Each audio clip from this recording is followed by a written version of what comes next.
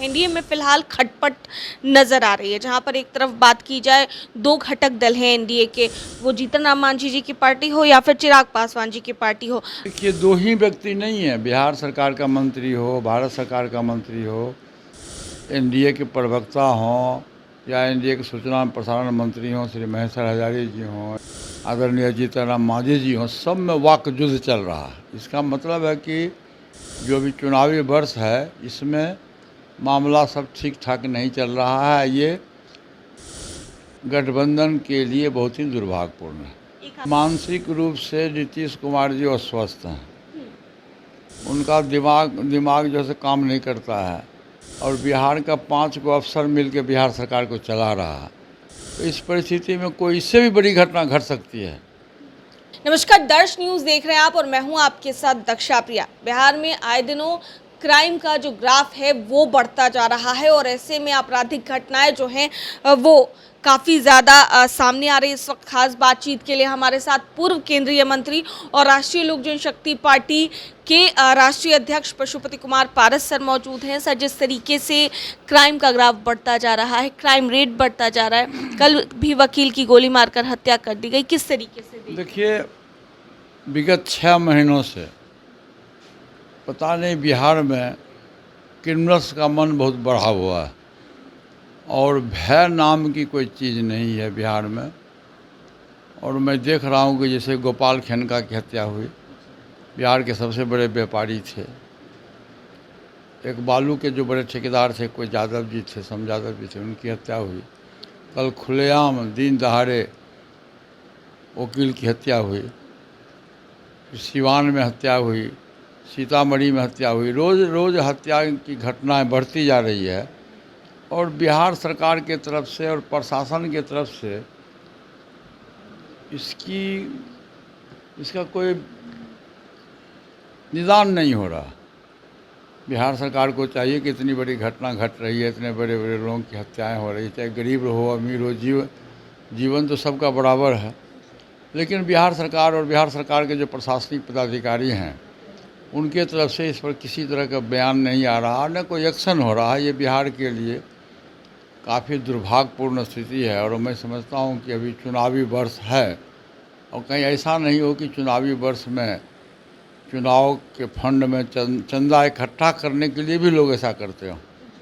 ये भी हो सकता है। हमारी उन्हें शंका है कि खुलेआम क्रिमिनल्स रोड पर घूम रहा है और हत्याएं हो रही है, कहीं चुनाव फंड की व्यवस्था तो नहीं हो रही है। ठीक है, बड़ा सवाल उठा रहे हैं, लेकिन आप भी काफ़ी लंबे समय से राजनीति करते आ रहे हैं।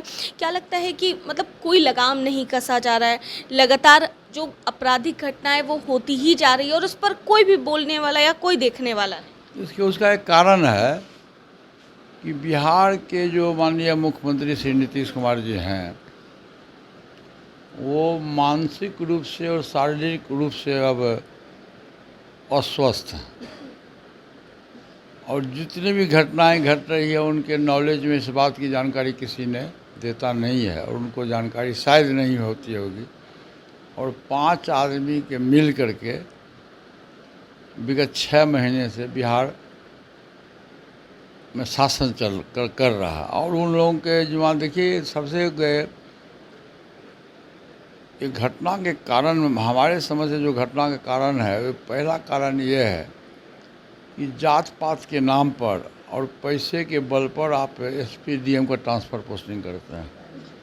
ये प्रशासनिक दृष्टिकोण से जो ट्रांसफ़र पोस्टिंग होता है, ये बहुत ही निंदनीय है। और जिसका चलते है कि जो क्रिमिनल्स है वो बेलगाम है, और वो किसी के कब्जा में नहीं है। रोज़ क्राइम करता है, क्राइम करने के बाद वो खुलेआम घूमता है, उसको किसी तरह की कोई सज़ा नहीं मिलती है, जिसके चलते वो आए दिन क्रिमिनल्स क्राइम करता है। और आए दिन आप देखे होइएगा विगत 6 महीनों से कि दलित महिला के ऊपर भी भयानक अत्याचार हो रहा है, बलात्कार हो रहा है, बलात्कार करके उसकी हत्याएं कर दी गई है। अभी आप देखिएगा 1 महीना पहले कुर्नी की घटना है। एक लड़की थी जिसका उम्र भी 15-16 वर्ष था, और उसके साथ लोगों ने बलात्कार किया और उसको हत्या करने का प्रयास किया और उसको किसी तरह से पटना पीएमसीएच लाया गया, लेकिन पीएमसीएच में उसके लिए कोई जगह नहीं मिला। इतना बिहार सरकार का हेल्थ विभाग की खराब स्थिति है और वो दवाई के अभाव में, इलाज के अभाव में वो लड़की की जान चली गई। आज से 5-6 दिन पहले यहाँ माननीय मुख्यमंत्री जी का घर है नालंदा जिला, जहाँ उनके विधायक हैं, वो उस क्षेत्र का जो विधायक है वहाँ बिहार सरकार का मंत्री है और उसके यहाँ 1 बजे दिन में एक यज्ञ हो रहा था और यज्ञ में एक लड़का जो है मोटरसाइकिल से आया और एक 16 वर्ष की लड़की और 20 वर्ष के लड़का को गोली मार कर हत्या कर दिया गया। और उस जिला का जो विधायक है, उस जिला का जो मंत्री है, उस जिला का जो मुख्यमंत्री है, किसी ने उस घटनास्थल पर कोई नहीं गया, न उस घटना की निंदा किया लोग। ये बिहार का सुशासन बाबू का हाल है। सर एक सवाल है मेरा, तेजस्वी यादव नेता प्रतिपक्ष बार बार सवाल उठाते हैं कि मुख्यमंत्री अचेत हैं, मुख्यमंत्री नीतीश कुमार की मानसिक हालत ठीक नहीं है। वैसे तो आपने भी जिक्र किया इस चीज़ का, लेकिन क्या आपको लगता है कि अगर सीएम नीतीश कुमार सचेत होते तो इस तरह की घटना नहीं हो रही होती? नहीं, अब जब उनको ये पता ही, जानकारी ही नहीं है। मैंने आपसे पहले कहा कि मानसिक रूप से नीतीश कुमार जी अस्वस्थ हैं, उनका दिमाग जो है काम नहीं करता है और बिहार का 5 को अफसर मिलकर बिहार सरकार को चला रहा है। तो इस परिस्थिति में कोई इससे भी बड़ी घटना घट सकती है। आप घटना देखिए ना, उस दिन पूर्णिया में क्या हुआ। आज से 5-6 दिन पहले पूर्णिया में एक आदिवासी परिवार है और उसको डायन कर करके गांव के लोगों ने 5 परिवार को जिंदे जला दिया। कहाँ सोई हुई है बिहार सरकार साहब? वहाँ का एसपीडीएम क्या कर रहा है? एक आदिवासी को एक पूरे 5 को, एक परिवार से पूरे 5 आदमी को जिंदा जला दिया गया।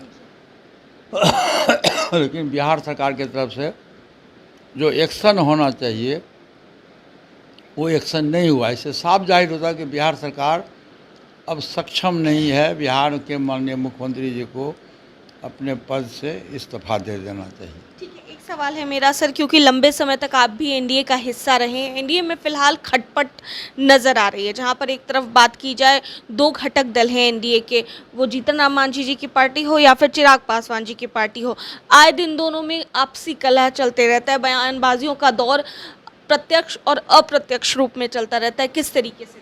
देखिए, 2 ही व्यक्ति नहीं है। बिहार सरकार का मंत्री हो, भारत सरकार का मंत्री हो, एनडीए के प्रवक्ता हों या एनडीए के सूचना एवं प्रसारण मंत्री हों श्री महेश्वर हजारी जी हों या आदरणीय जीतन राम मांझी जी हों, सब में वाक युद्ध चल रहा है। इसका मतलब है कि जो भी चुनावी वर्ष है इसमें मामला सब ठीक ठाक नहीं चल रहा है। ये गठबंधन के लिए बहुत ही दुर्भाग्यपूर्ण है। एक आखिरी सवाल सर, महागठबंधन का आप हिस्सा बनने जा रहे हैं और शामिल भी हो चुके, कब तक इसकी विधिवत घोषणा कर दी जाएगी? देखिए, अभी तो चुनाव में 3-4 महीना का समय है, बहुत जल्दीबाजी नहीं है। फिर भी 1 सप्ताह के अंदर में विधिवत हम लोग महागठबंधन के सहयोगी दल के रूप में ज्वाइन करेंगे। बहुत बहुत शुक्रिया सर बातचीत के लिए। तो हमारे साथ पूर्व केंद्रीय मंत्री और राष्ट्रीय लोक जनशक्ति पार्टी के राष्ट्रीय अध्यक्ष मौजूद थे। क्या कुछ कहते नजर आए हैं बिहार में बढ़ते अपराध को लेकर, इसके अलावा महागठबंधन में शामिल होने को लेकर क्या कुछ कह रहे थे, आप सुन रहे थे। कैमरा पर्सन शशि के साथ मैं दक्षा प्रिया।